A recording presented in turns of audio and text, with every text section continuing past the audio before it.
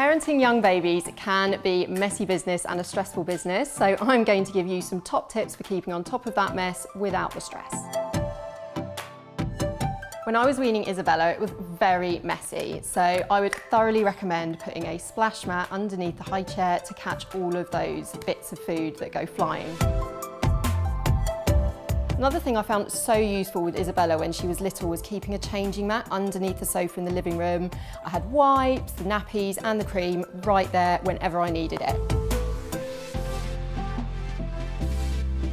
When you have small children around, it can be really difficult to get things done around the house. I recommend just doing small tasks in small bits of time, wherever you can claw back time. So when the baby's napping, try and put a load of washing on. When the baby's distracted with a toy, run the hoover around.